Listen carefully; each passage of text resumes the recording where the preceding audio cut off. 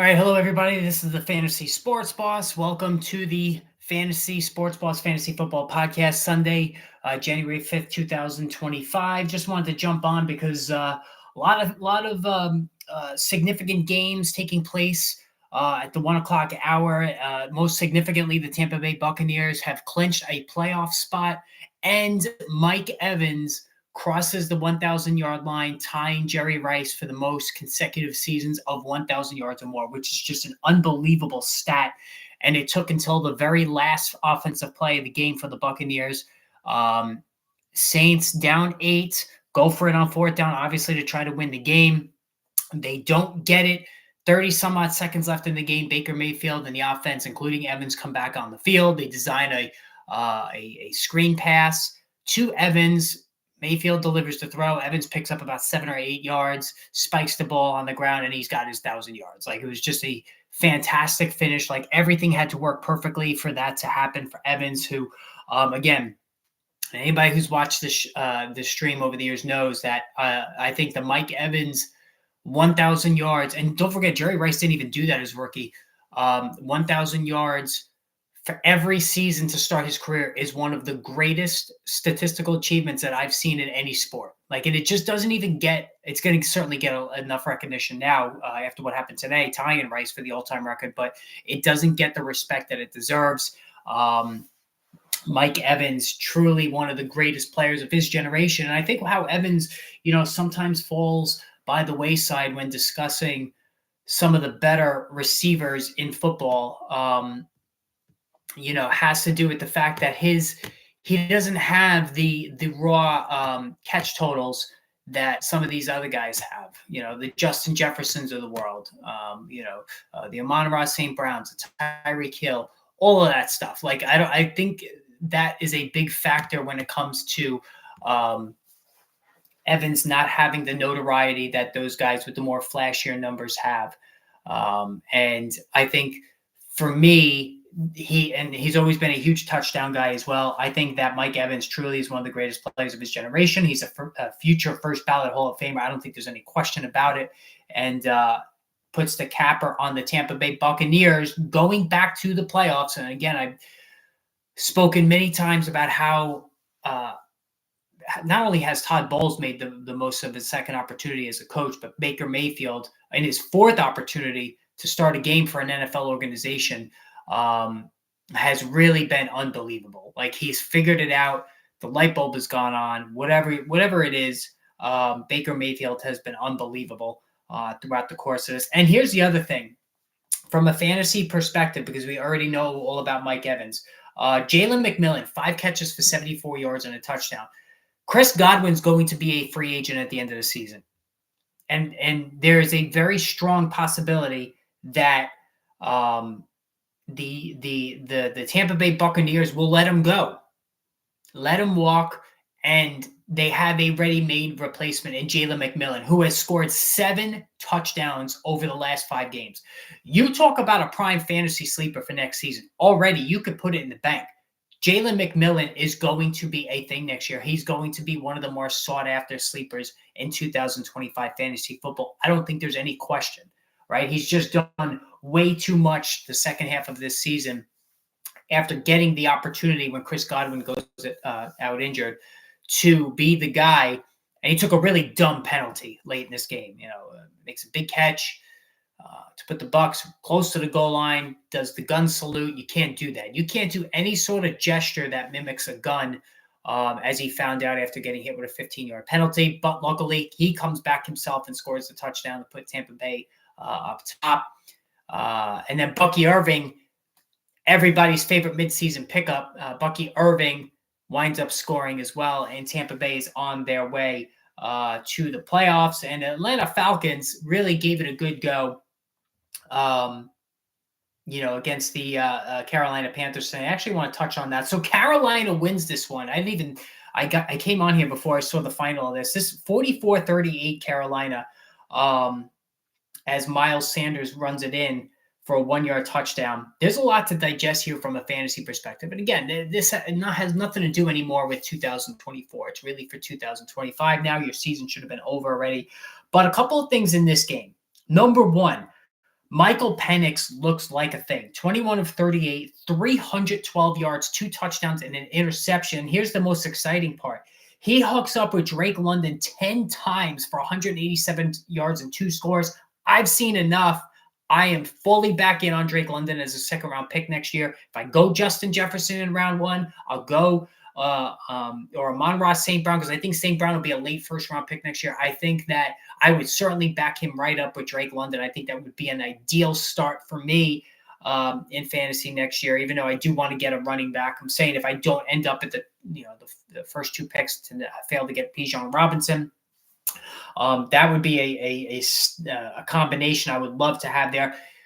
Watching this game today, you could see that Michael Penix has the it factor in terms of the anticipation. He's got the big arm.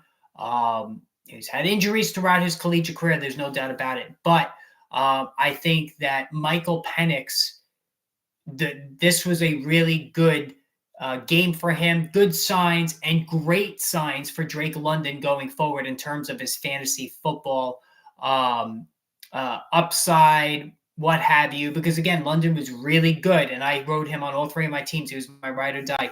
He was really good for the first half of the year and then collapsed under the hail of turnovers of Kirk Cousins. Hey, Abe, how are you?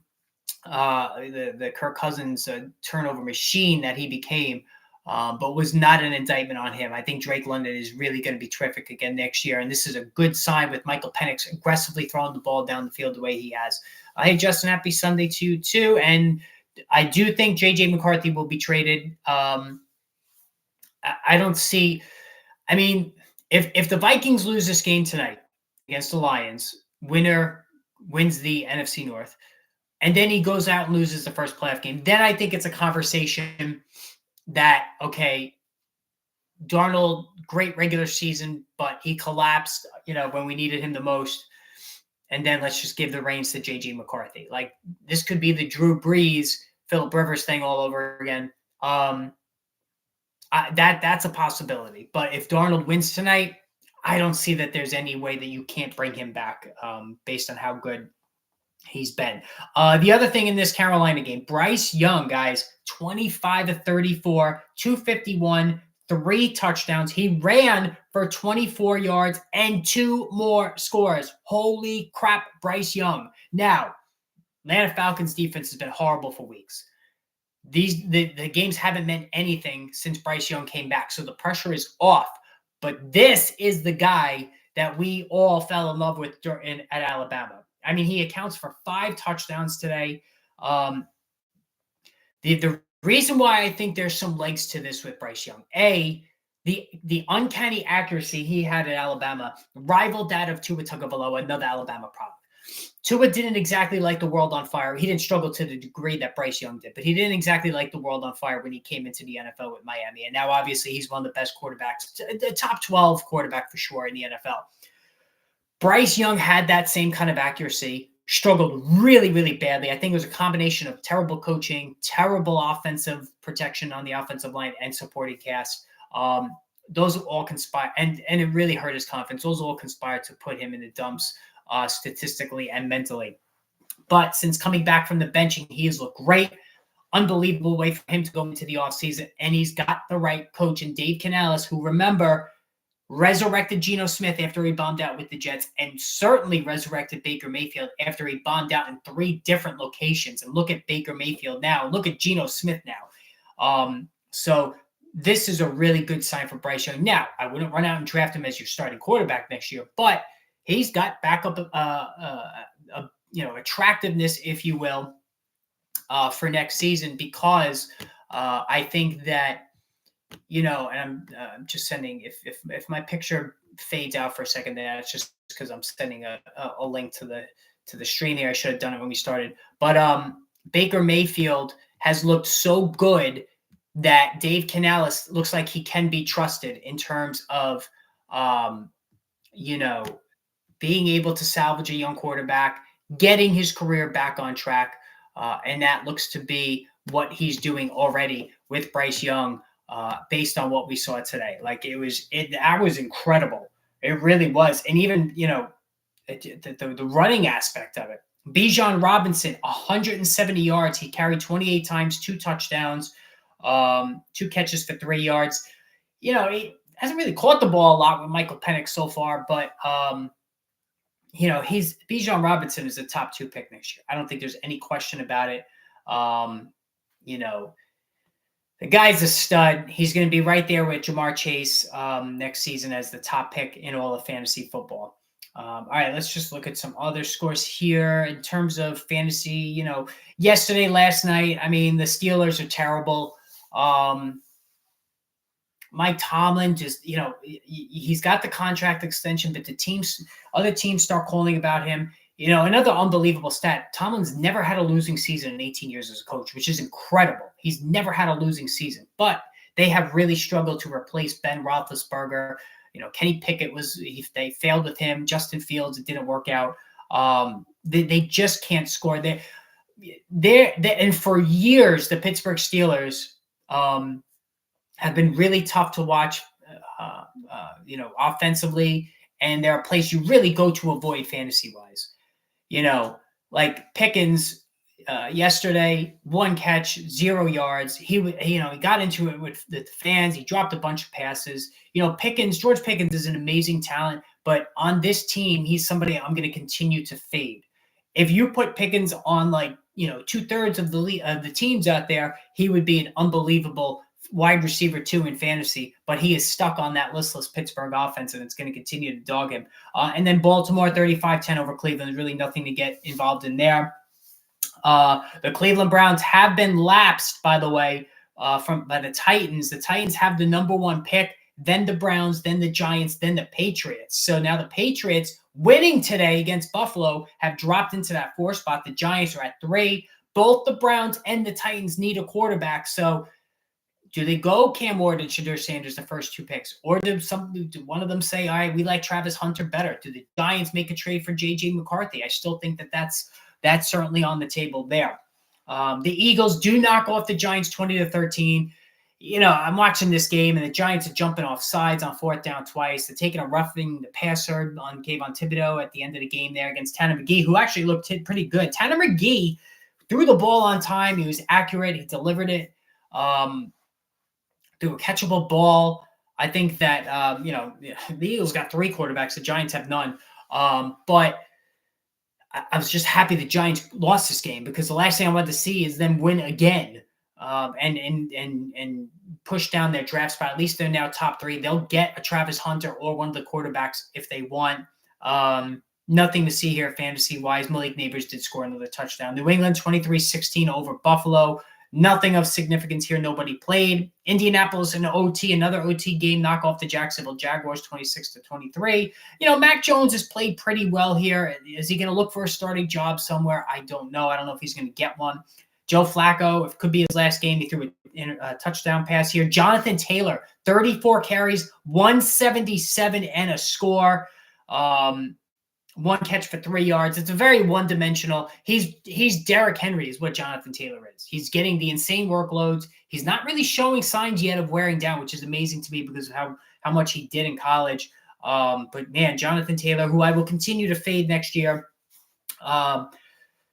because of the usage and the not catching passes. And I don't trust this team next year with Anthony Richardson. Michael Pittman, 6 for 72. It was a bad year for Michael Pittman. Josh Downs went 10 for 94. He was the much more impressive player there in the Indianapolis wide receiver corps. Brian Thomas, 7 for 103. He's going to be a late first-round pick, no question about it.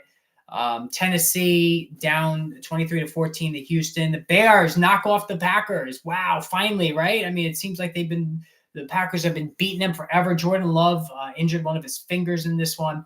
But both sides really just played loose in this one. And Washington 23-19 over Dallas. Jaden Daniels got pulled in this one for Marcus Mariota, who actually came on and played fairly well.